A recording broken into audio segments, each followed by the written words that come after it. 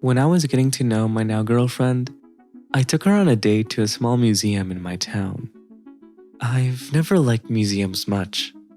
Yes, I'm an artist, and by definition, I should like them. But I can't help wanting to take a nap or escape whenever I'm in one. But this time, it seemed like something fun to do with her. There was this series of paintings I saw that are still glued in my mind. I can't remember them individually, just a collective experience. It gave me that feeling of familiarity, like looking at a distant family member and realizing that they look a bit like you as well. They were plainer landscapes, impressionistic, small canvases hung one over the other like a grid. As I leaned into one of the small paintings, I could hear the hand of the artist brush through the canvas. I followed the gesture of each paintstroke with my gaze, as if I could almost see how he mixed the colors on his wooden palette and layered autumn leaves onto trees. As I explored, taking in the scenes of the other paintings, I couldn't help to be reminded of the way that I painted. I love to paint with big, bold brushstrokes, to paint all the leaves of a tree with just a few strikes of my brush, to add colors that I may not have seen, but have wanted to see. Of course, these paintings were better than anything I could make, but that shared love for that same aesthetic gave me a connection with the artist. A connection created a century after the painting was completed. I don't know the artist's name. I don't know their life story, nor who they were or how they died.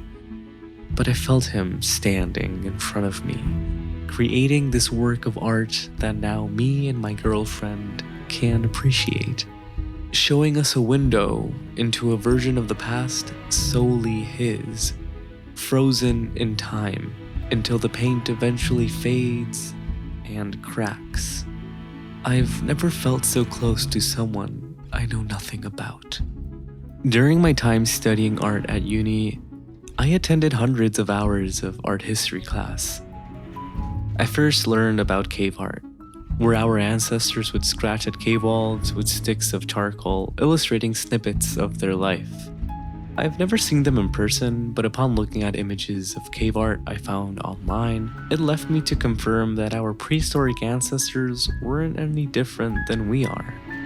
Even thousands of years before us, humans had the need to create, a need to do something else aside from surviving. They covered walls with illustrations of the dogs and giraffes they domesticated and the bison they hunted.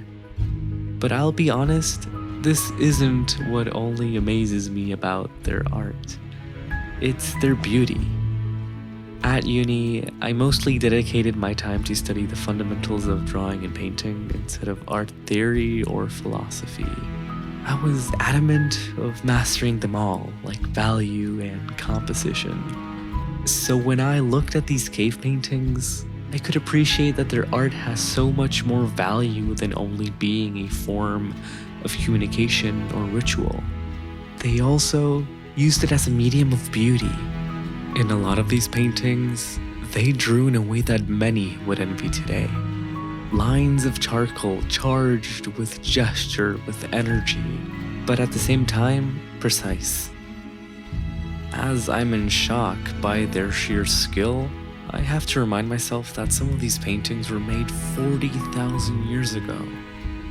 It is told that Picasso, after visiting one of the cave paintings, said, "We have invented nothing."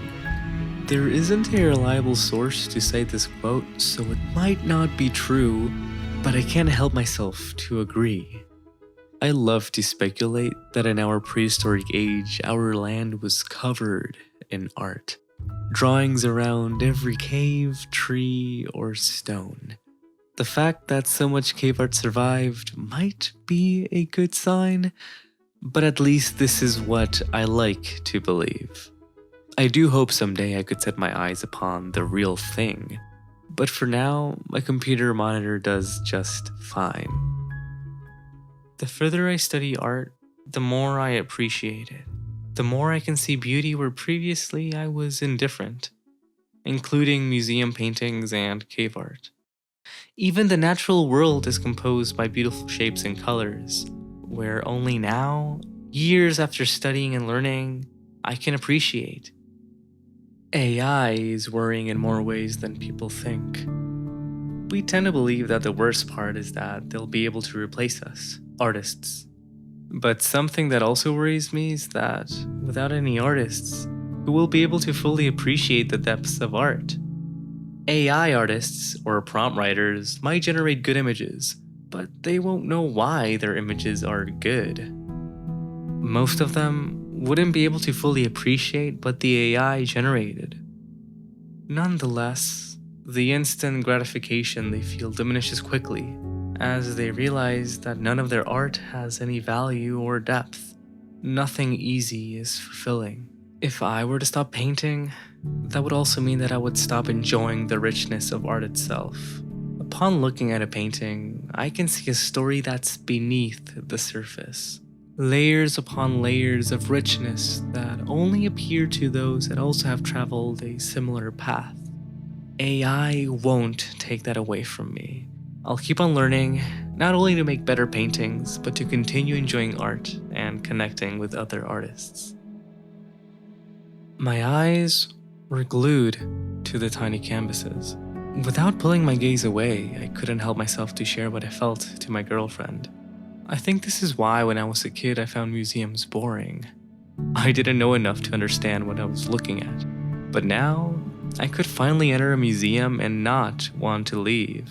No, you don't need an art degree to fully appreciate art.